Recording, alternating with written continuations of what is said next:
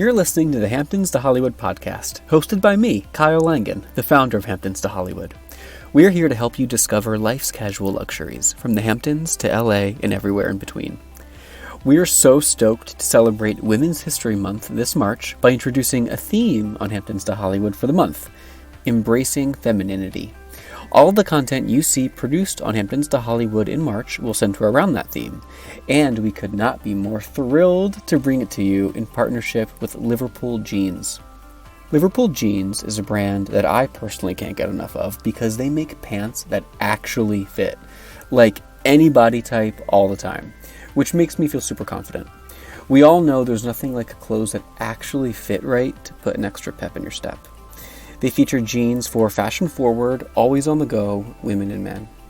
The pieces can seamlessly take you from work to the weekend, and each one has that casual luxury vibe that is perfectly Hamptons to Hollywood. Plus, they're LA-based. And I have a discount exclusively for Hamptons to Hollywood podcast listeners. Click the banner ad on our site, or go to liverpooljeans.com to shop Liverpool's entire collection, and take a whopping 25% off when you enter code Hollywood25 at checkout. That's Hollywood25. HOLLYWOOD 25. You guys, seriously, we're obsessed with this brand, and the discount comes just in time to enhance your spring wardrobe. Happy shopping! Today on the podcast is worldwide model, activist, and entrepreneur Emily Sears. Emily has been a successful model for over a decade and has graced major magazine covers like Maxim. Over the years, she's used her enormous social media platforms to advocate for women's rights and shed light on the inequalities women face daily. I was so excited to talk to her, on my birthday no less, in front of a live audience. And I'm so proud to be able to call her my friend. You'll hear that there was a major disruption by an unruly audience member toward the middle of our conversation, and, well, you'll see.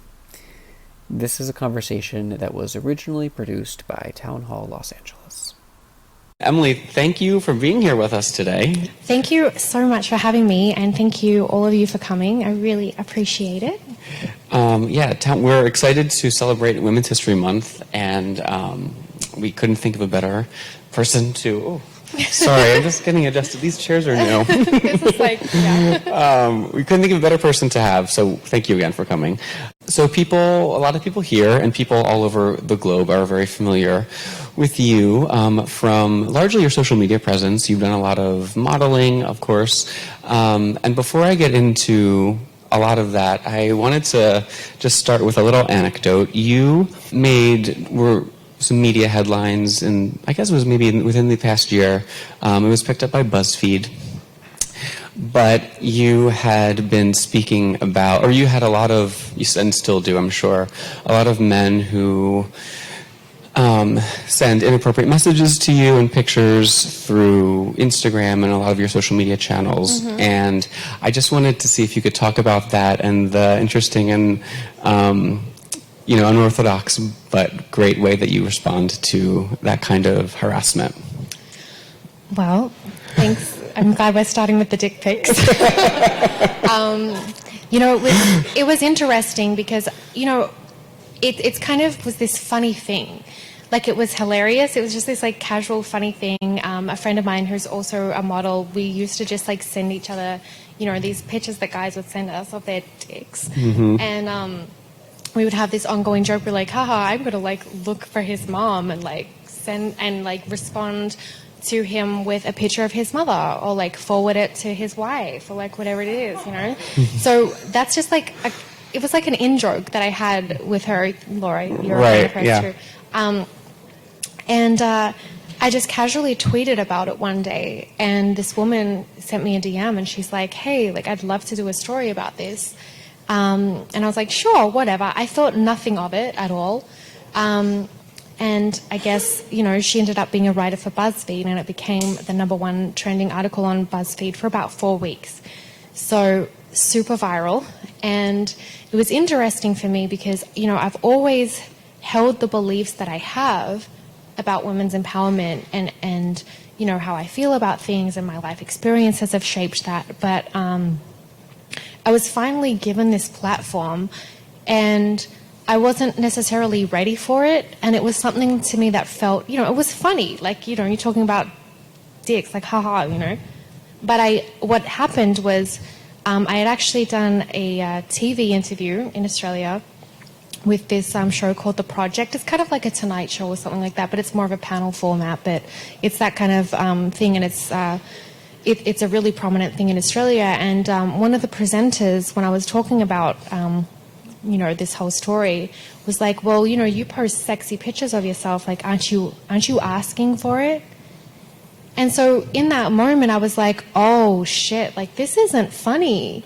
Like, I'm now being thrust into an area where I'm now going to have to be talking about, like, victim blaming, rape culture, and I never sort of considered myself an advocate for that kind of thing, because, you know, I probably had much the same beliefs as myself that a lot of people do, which is like, oh, you're a model, like, it's not your lane, like, you can't talk about that.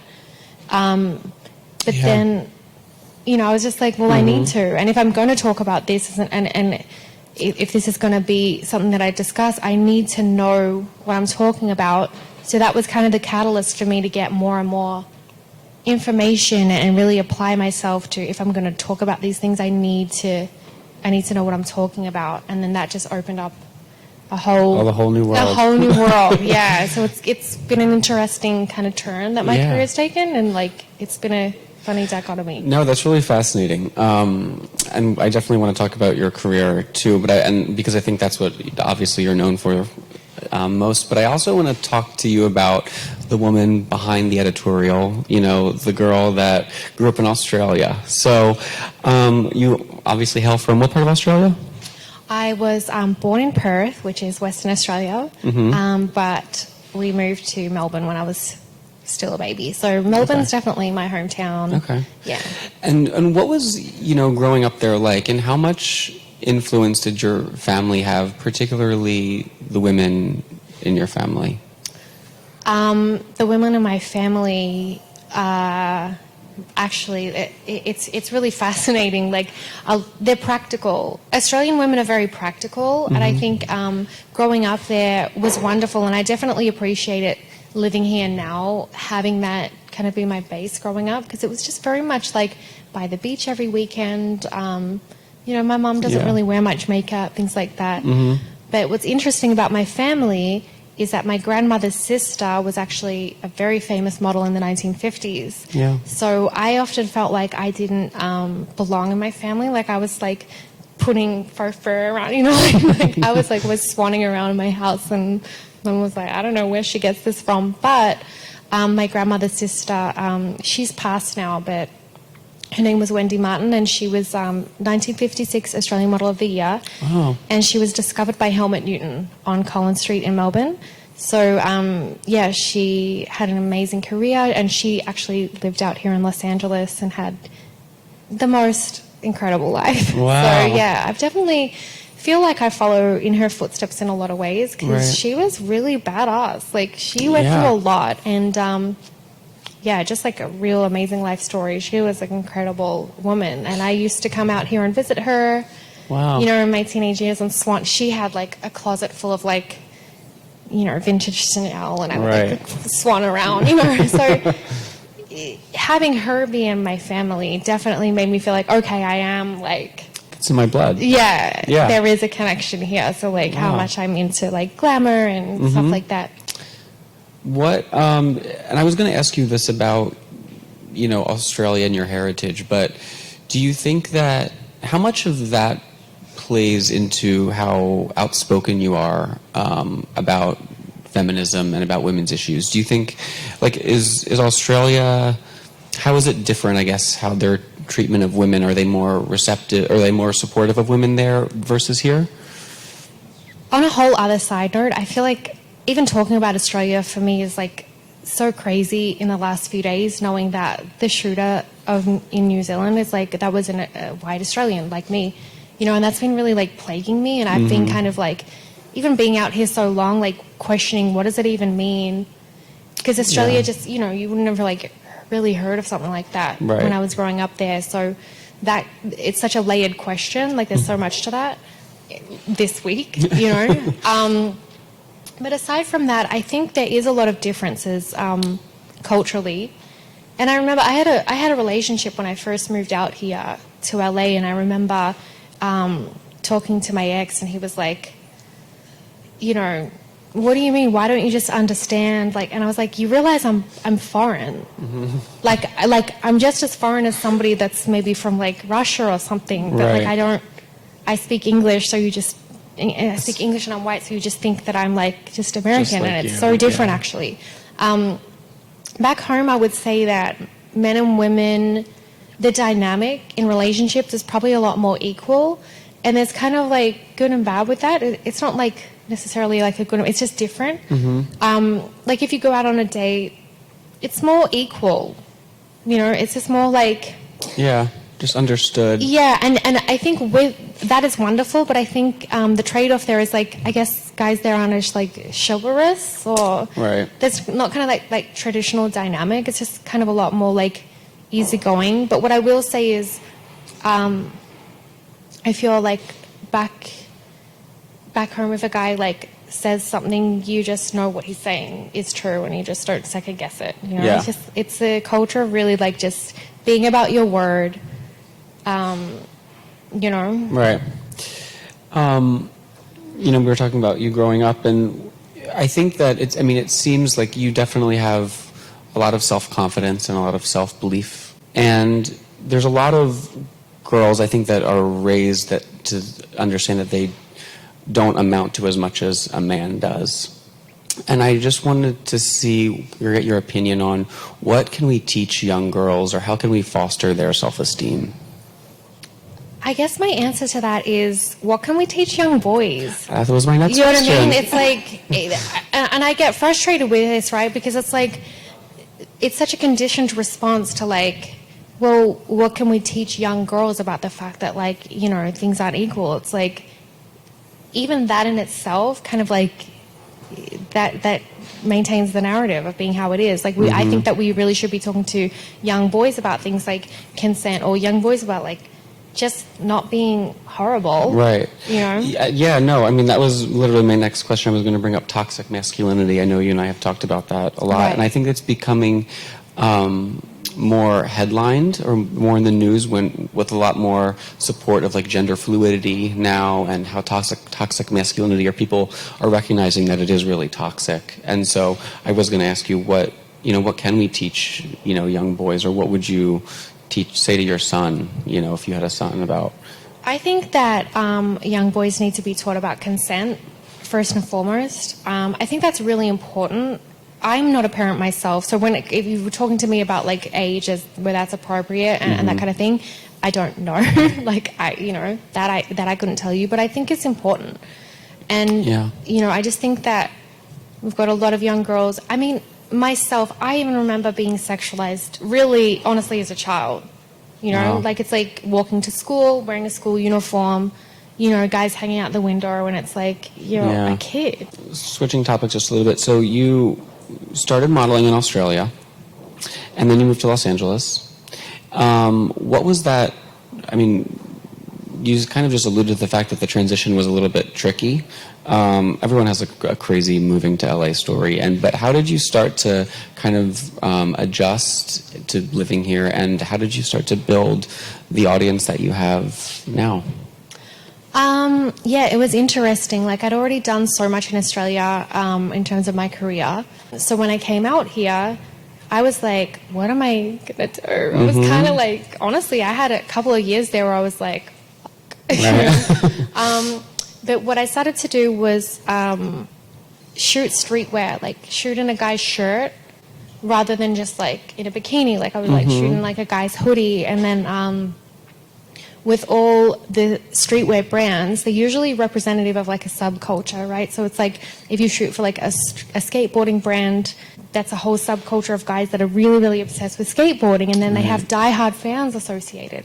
So it was like I started so you to would just kind of sample each different kind of... Right, and so I was shooting like across the board of all these kind of like subculture, like streetwear brands, and then I guess that's how the following originally accumulated. Yeah. Because a lot of those brands as well, like say you can shoot for like Vans or something like that, they have a women's division too. So Right. it's like that's how I kind of transitioned from like just modeling like the sexy bikini stuff to like modeling a guy's shirt and then modeling the girls' shirts in that brand, and then like, oh, you're modeling girls' clothes, and then modeling like dresses. So it was just like kind of a seamless transition, and then the following came from the diehard fans associated with like each one of those. And that's when social media was really starting to like take off. Yeah, that was around like I remember like the start of Instagram. Yeah. I was like going through a terrible breakup. It was like the worst time ever. And I remember around that time, I think it was like Diamond sent me like my first like package of clothes to like post a picture, and I was like, oh my God, this is amazing. I get a free hoodie or something, right. you know, and who knew it was going to grow into like what it's become, right? It's just, but that was the start of it. But I think that really turned into you kind of taking back control and ownership of who you are. I think, and for a lot of other people who have found Instagram as a platform to model and to be successful. But, I mean, you've said before, social media empowers women to represent themselves how they want as opposed to what industries demand. Right.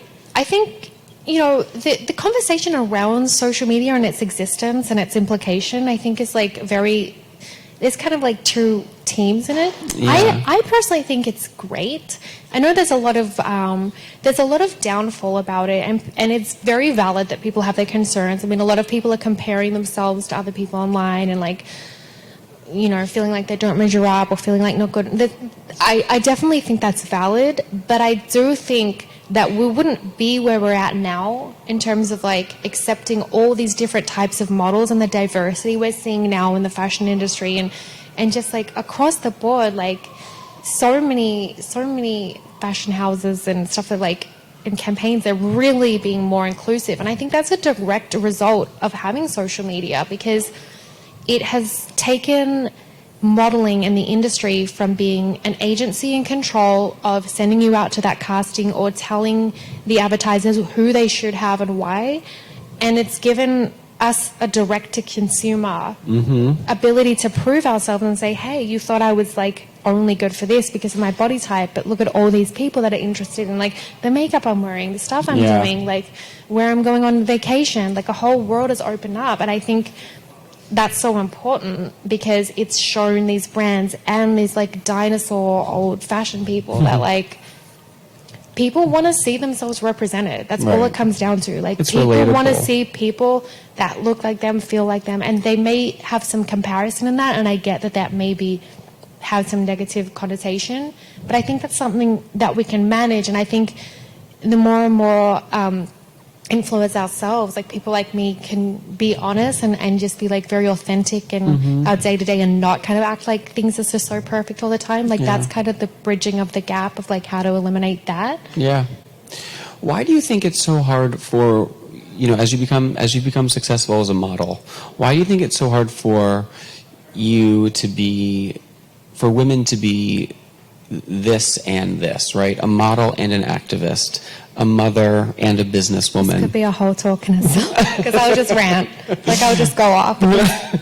But why is that so triggering for people? I don't know. I don't know, and it's crazy. You know, I think even the label of beautiful itself, the fact that we've just kind of like shrunken that down and made it to be about like one thing or another is so maniacal to me. I just think that it's conditioning, obviously. Like this is like years and years and layers of conditioning. Right. And like, I don't know, even the fact to me that there's like trends in body types is so crazy. Like if you look over the course of history, right, it's like the body type that was like popping like in the 1950s or the 20s, they're all so different. And it's like, how does a body type even trend? Why are we even seeing that? It's difficult for me to comprehend. Like growing up, my parents were art publishers.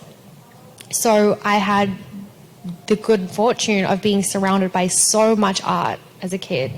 And everything from like Milton Green's photographs of Marilyn Monroe to like, you know, all types of representations of women's bodies, you know, photography, art, sculpture, all of it.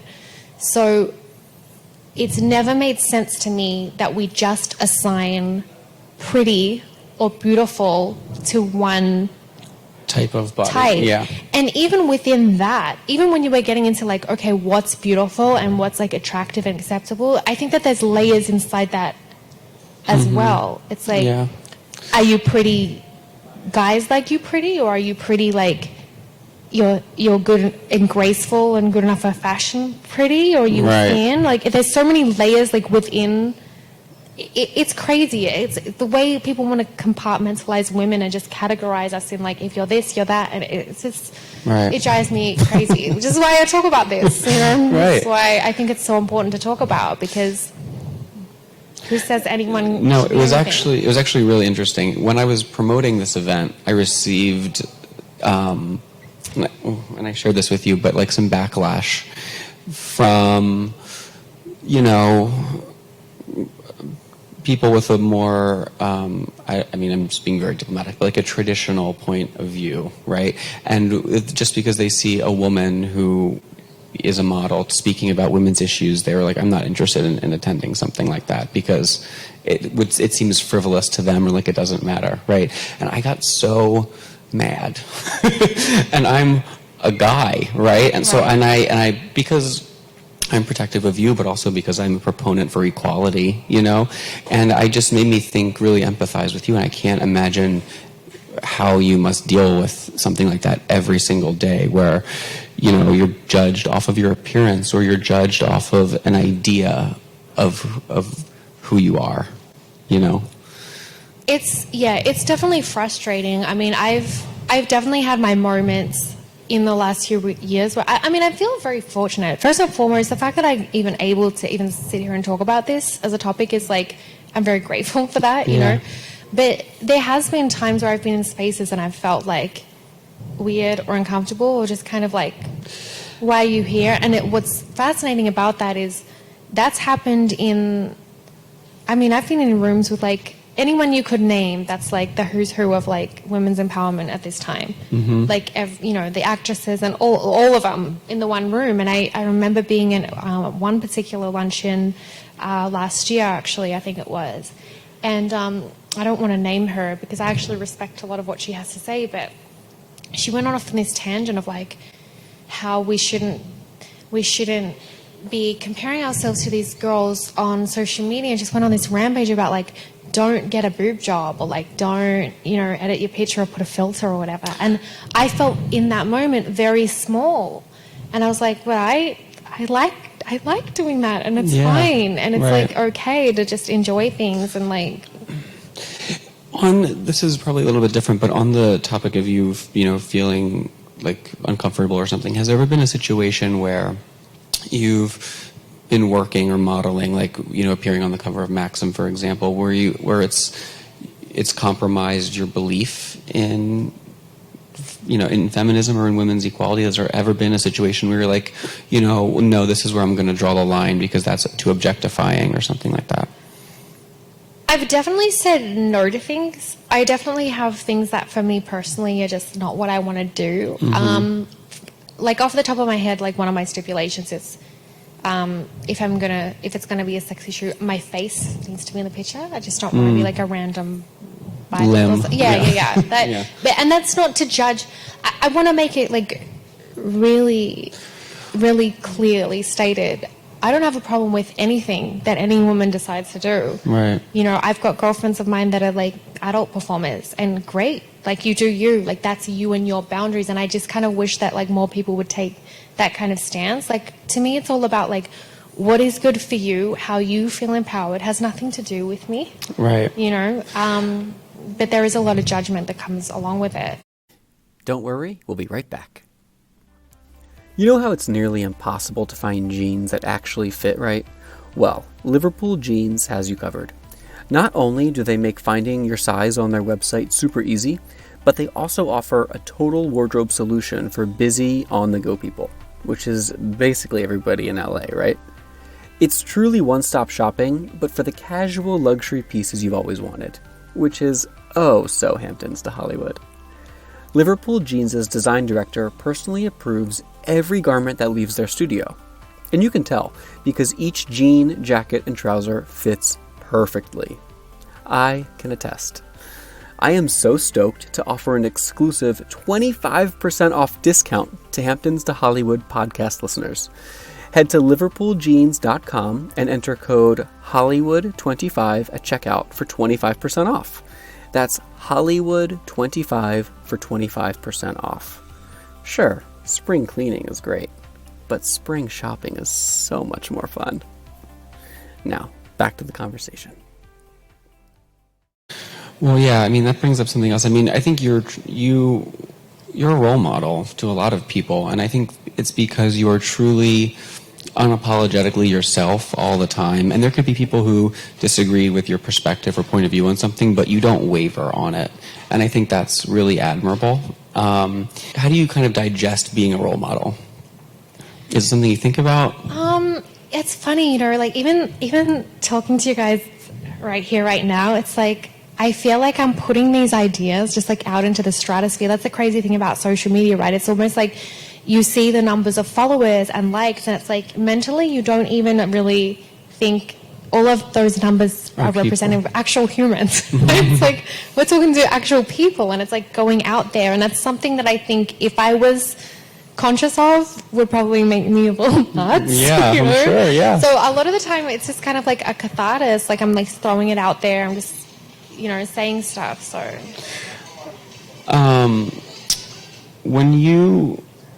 How do you deal with some of the backlash that you get? It's taken me a long time, but I've come to understand and realize that it's just not about me. Yeah. Because fundamentally, if people aren't interacting with me, they don't know me personally, it can't be about me. With that, kind of makes me desensitized a lot of the time to praise also. Like it's just kind of like you can't really take one or the other, because I think fundamentally at the end of the day, people are always coming from their conditioning, and they're always projecting their own experiences, their own judgments, their own perceptions onto an image. Right. And if somebody has any type of reaction to an image of my body, it's just a body. I don't even feel necessarily that. Like, I see pictures of me, and I know it's me, but I just is like, maybe that sounds kind of weird, but I don't really feel that associated with, like, a picture of myself. I know it's me, but it doesn't necessarily feel, like, representative of me as a human being. Yeah. So if people are reacting to that and then making judgments based upon that and coming to conclusions and behaving, however they want to behave because of it, it's kind of got nothing to do with me, right? So it's just kind of like I can no longer absorb it. Yeah.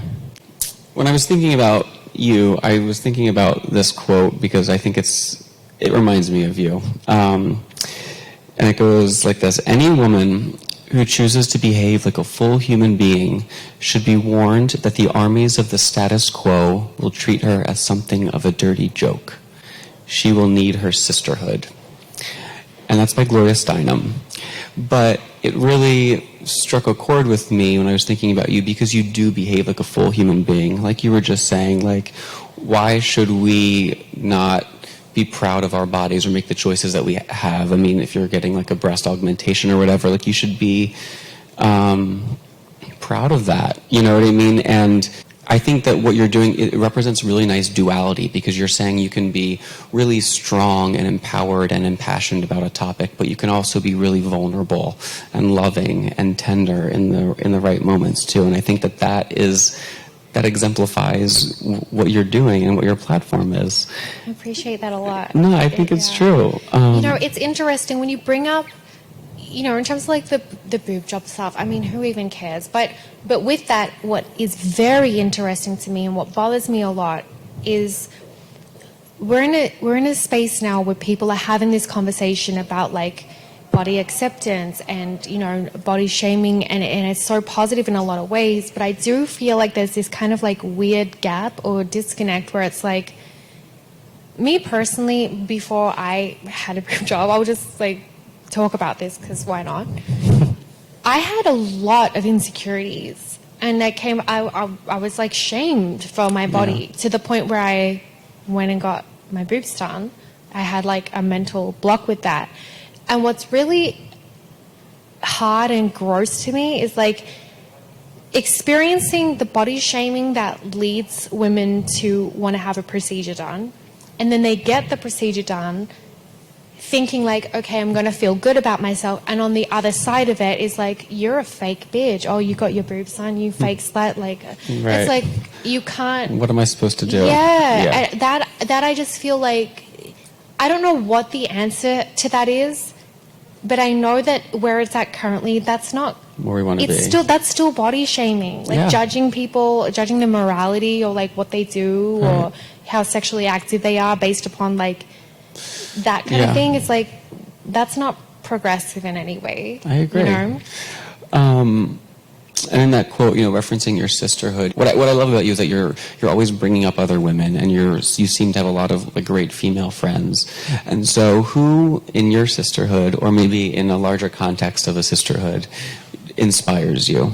Oh God, there's so many women that inspire me, and I really feel extremely fortunate that I've been able to create a network of women that genuinely just keep me thriving. And it's across the board. Like, there's so many women that I've met, even like in the social media space, that are just truly remarkable women. And I think what's interesting again about this time that we're in, we're talking a lot about women's empowerment, and there's a lot of men that are like interested in allyship and like what that means, and like what it means to be a man who's like interested in like women's empowerment and activism.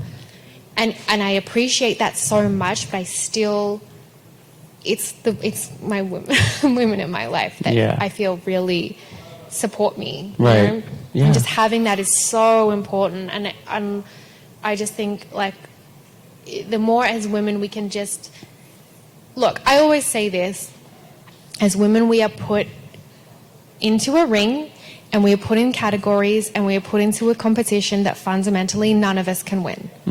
Because if you're the smart girl, then you're not this. If you're that girl, then you're not that. If you're this, you're not that. And if we can all just kind of step out of that box and show up for each other, all of us are actually all things. Right. We're all smart. We're all beautiful. We've all got our different talents, and we've all got our different gifts and things to say and stories. And it's just like the more we can get outside of anything at all that categorizes us in any way and come together and bond. Yeah. That's, I think, really, really important, particularly moving forward. I'm sure everyone here knows this because we have usually very educated crowds, but the definition of the word feminist, I think people think for some reason that it means women over men, and it doesn't. In Merriam-Webster, it says the advocacy of women's rights on the basis of the equality of the sexes. And I think you're bravely attacking an antiquated stereotype, about like women like burning their bras like they were doing in the 60s, and you're saying, no, like let's wear them and like it's fine, Do you think that a lot of the backlash you get is because you're trying to move feminism in a new direction and change the culture? I don't think that necessarily feminism is moving in a new direction. I think the world is moving in a new direction. And so obviously the role of women within that world is going to just evolve. Right. The ways by which you're promoting it, I think, are the things that are changing. Right, right.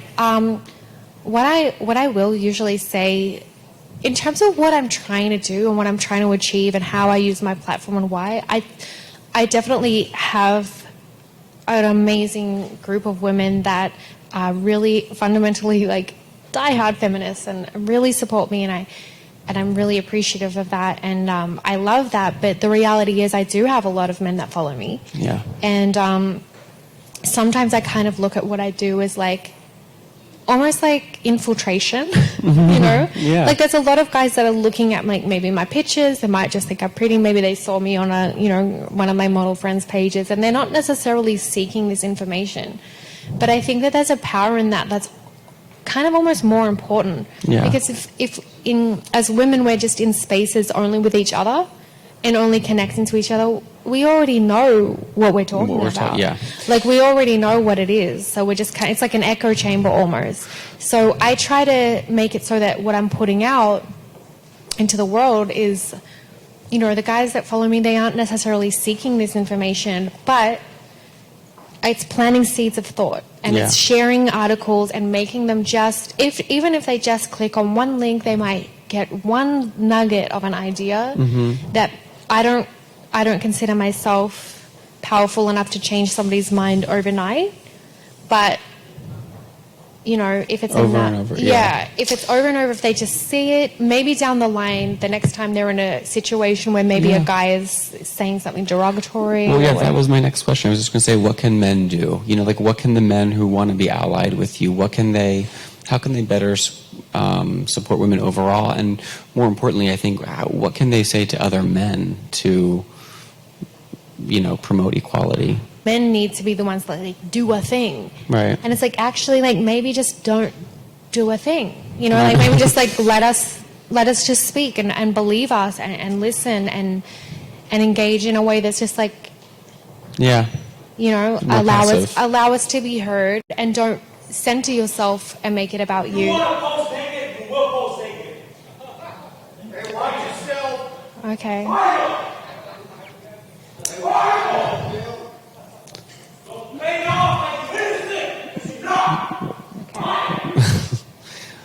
That is exactly what we're trying to speak out against. I mean, but that's part of it. Yeah. So I wanted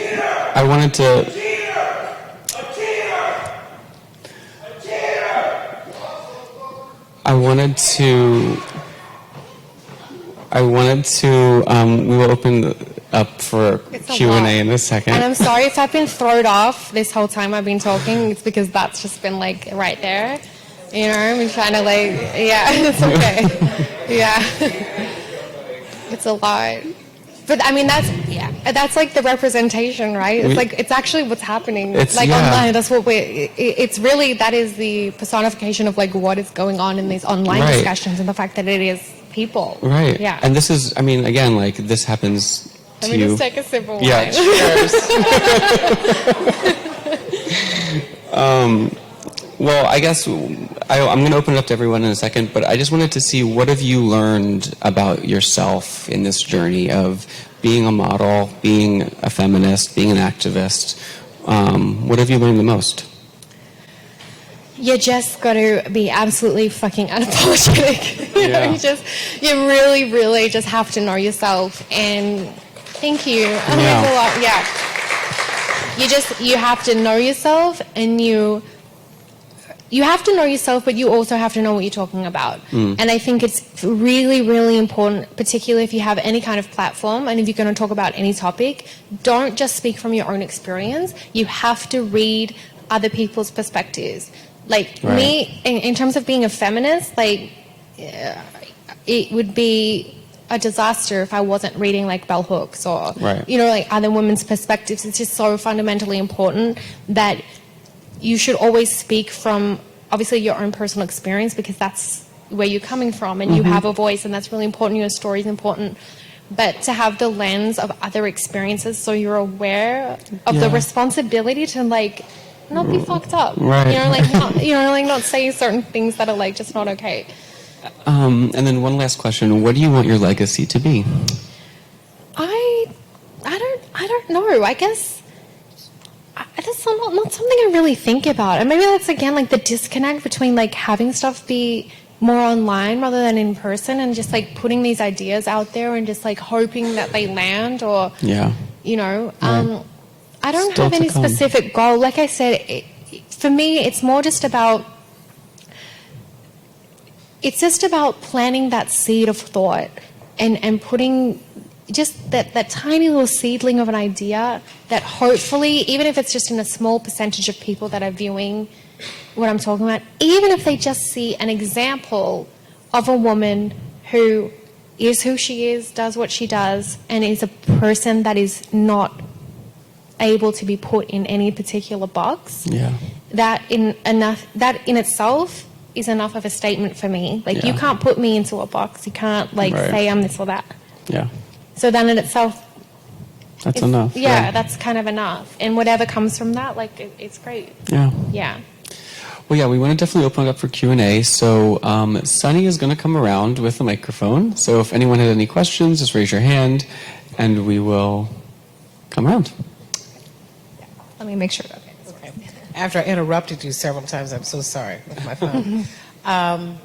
We have, my husband and I own a website design firm, and we had clients in Australia. And one of the things that we noticed that was really kind of shocking to us at first, with the breast augmentation, our client and his wife said, oh, no, you don't have to cover them up.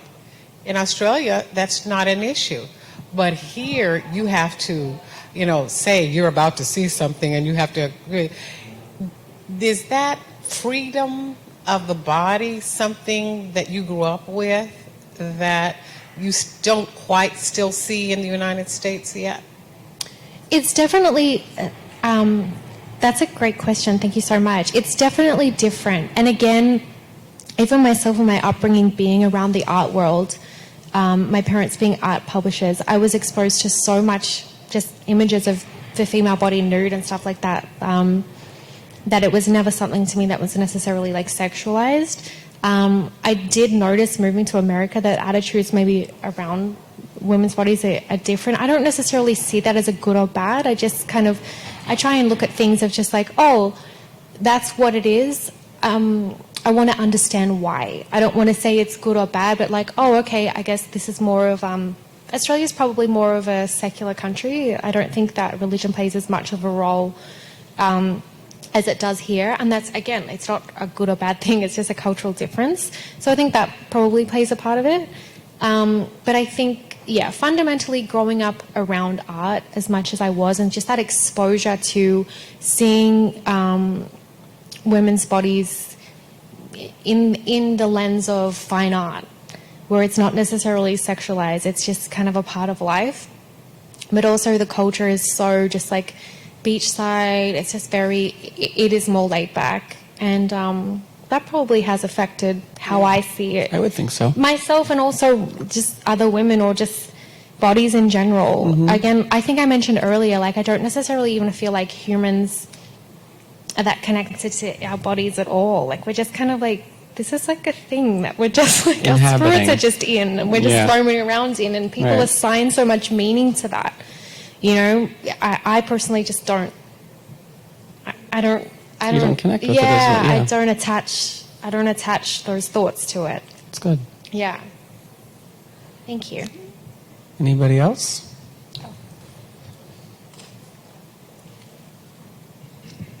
Hi. As far as judgment and shaming and just all the different stereotypes and perceptions that women get placed, and even men too, just people in general, do you think we'll ever be able to kind of eradicate it or lower it due to the fact that a lot of it is based off of perception and maybe like a little bit of confirmation bias in so many things?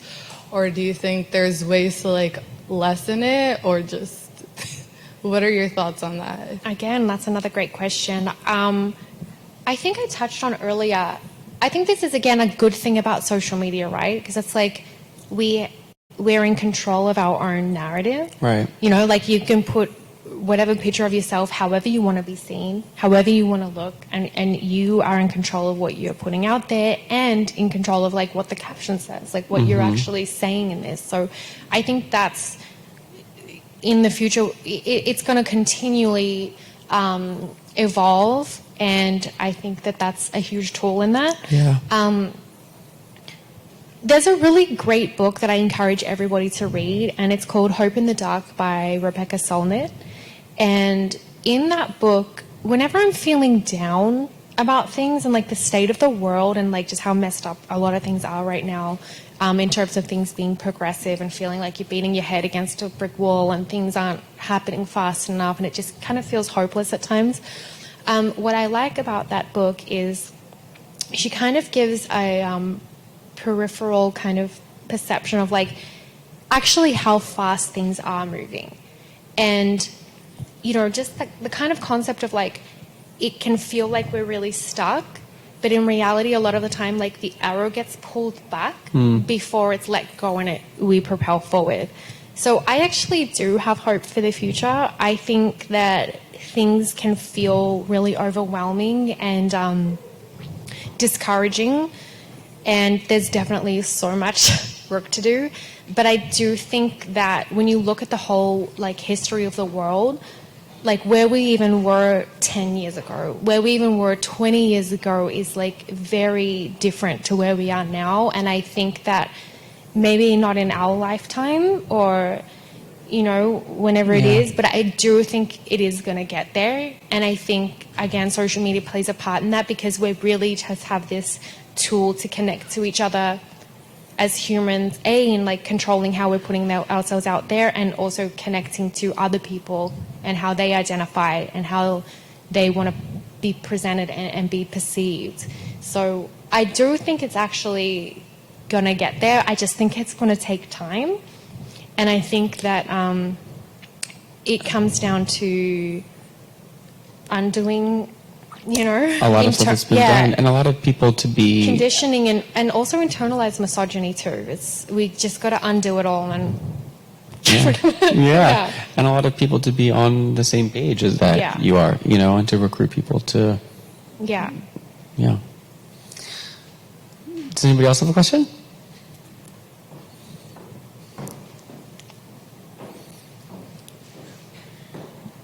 Hi. Thank you for speaking tonight. I think you're doing a great job, and I'm so sorry that you have to deal with all of that. It's fine.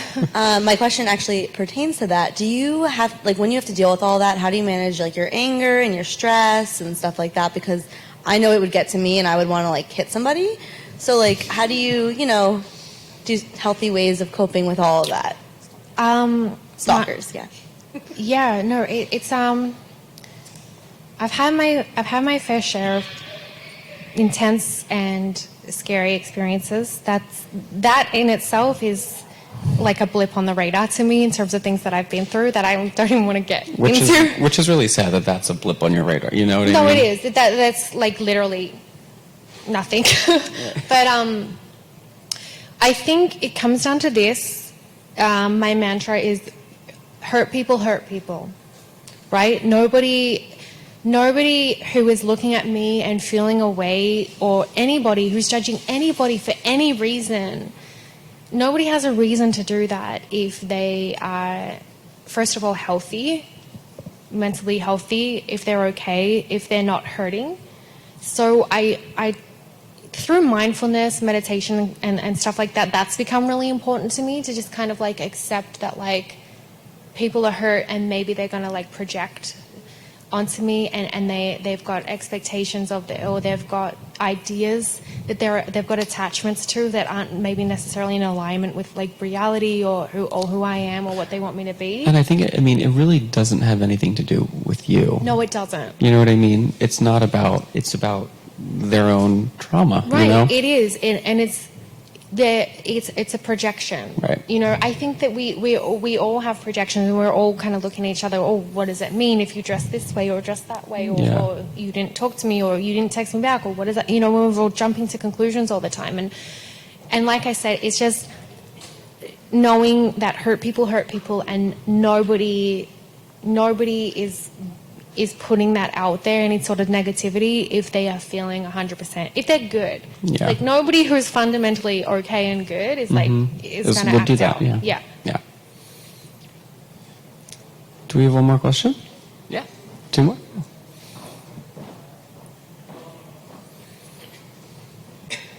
My question, as somebody who is a social media influencer, do you have any advice or recommendations for women? I feel like in my own social media world, I feel super filtered and very hesitant sometimes to be very honest and forthcoming about my feelings. Sometimes it's something as simple as like, oh, is my job going to take a look at this, and are they going to judge in a certain way? Are my friends or my family going to see things in a certain way? what do you recommend as far as, again, being totally honest with your social media? Because I do feel like it is such a great way to reach people and to be, again, honest about your beliefs and about your ideas. How do you battle that when you face a lot of backlash from it, and how would you recommend that for other people to deal with? I'm really glad you asked this, because it's something that it's stressful and it's really difficult to navigate, especially with like this whole space of being a social media influencer.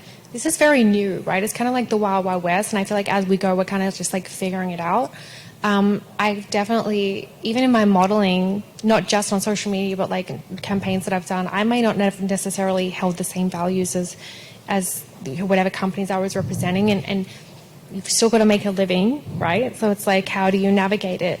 But what I will say is this: I feel like the more that I've been outspoken, particularly at the start when I really made that decision, like I'm just going to be who I am and be what I'm about, and I can't turn back now. It's almost like you have to reach that threshold of like, I can't contain it anymore. I just want to be myself, and I just want to speak, and fuck what anybody says, or even fuck taking a pay cut. Like, I'm just going to do me. Once you kind of make that decision, on the other side of that is going to be, first and foremost, you're going to get a lot of that. You're going to get a lot of backlash. You're going to get a lot of anger. But that's kind of great in a way, right? Because it's like, it's a process of elimination. So you get all the people that might not necessarily like you for you, they're all going to leave and move on. And what comes in after that is people that are on the same page and the support. And I think that's the reward.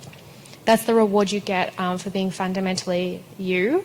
And I think, you know, on social media particularly, there's so much branding, there's so many images that we see replicated over and over and over again. It can kind of just become just like this sea of like just like the same kind of stuff that we're seeing over and over.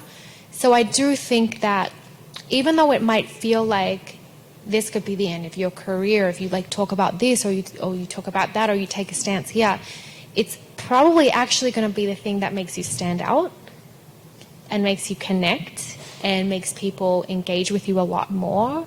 And you're going to find that you'll get supporters that are even more like ride or die for you, because you've taken that leap of faith to just put yourself out there, and people want to see authenticity. Like, they just want to see real shit, you know. So whatever it is that you have to say, I would encourage you to just step into it and you know, like, jump off the deep end with it and just go for it. And if you're especially talking about things that matter and are really important, particularly in the climate that we live in, I almost feel like we have a duty. Right? It's not.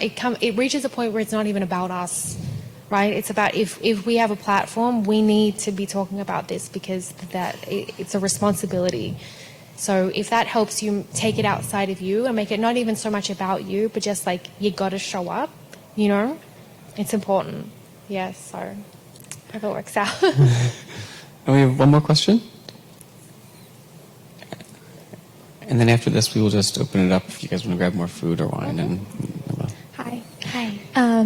I came a little late, so I apologize. You may have already addressed this, but you bring up feminism to the male gaze. We've done this a lot tonight, but I was wondering, within feminism itself, it's a very faceted idea and concept, and there's a lot of different types of feminism. And just like any idea, there's radicalists, there's a lot of people. And there's a lot of different types of women, you know, women of color, queer women, trans women. All of these women deserve to feel equal to each other, and it's not just people get to pick and choose. So how do you think that and also, you know, there's, you know, a concept of white feminism that people bring up a lot, say, well, you don't understand this because you don't know the struggles. But like you said, understanding and reading up on the issues, I feel like we can better support. But how could we better support other people and kind of close that gap within the different types of feminism? Right. I'm so glad that you asked this, because this is what I really love. When I first stepped into this kind of role, I was messing up in a lot of ways. Like, I made a lot of mistakes, and I'm very grateful for having like girlfriends in my life or friends that were like, don't, I think what's really important in what I've become more and more inclined to do is like, say on a forum like Twitter, for example, I don't necessarily need to state my thoughts on every issue. I have the power to just retweet somebody who's already living that experience and they've already got their words on it, and it doesn't have to be my words, and I'll just, to me, that's the perfect example of like, you don't actually have to talk about everything. You can just like elevate other people that are already talking about it that know better than you. And I think it comes down to like knowing enough to know that you don't know is really important. And I think what's also really important is just, I feel like I've reached a point in my life now where I actually get really excited to be wrong. Like I actually thirst to be wrong. It's people are very defensive usually about being wrong, and it's so scary, and we're like, oh, we might say the wrong thing and get dragged.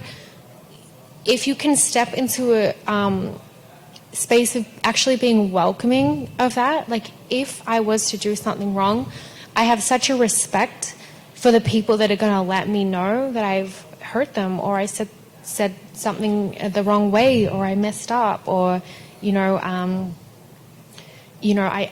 misspoke, or I spoke over somebody, or whatever it is. And I think just being excited and welcoming of being wrong or not knowing, because there's a discovery in that, right? That isn't, anytime you're wrong, anytime you don't know something, that's an opportunity for growth and understanding the thing that you care about and are so passionate about that much further and that much deeper.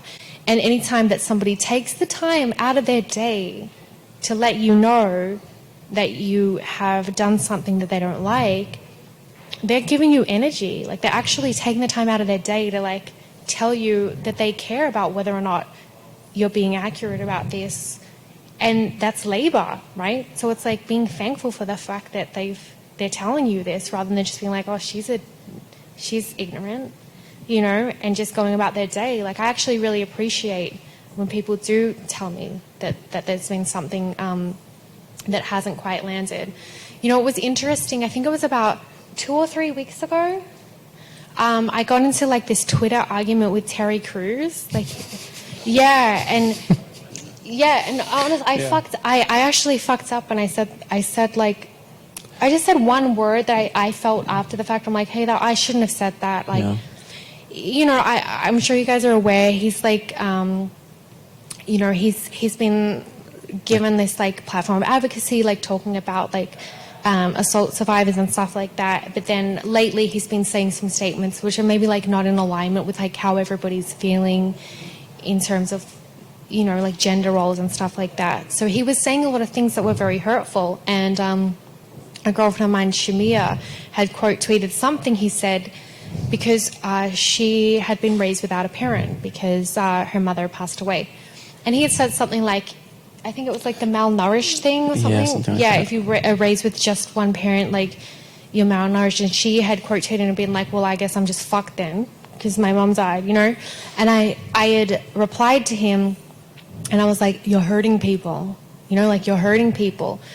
And I feel like he just dug his heels in and wanted so much to just be like, right, or he just wasn't open to like hearing that. I started to get riled up and I started to get really irritated with like how his responses were. And I ended up saying like, oh, you co-opted this movement and made it about you, like you centered yourself. And I realized maybe like the next day I was like, I shouldn't have said he co-opted it.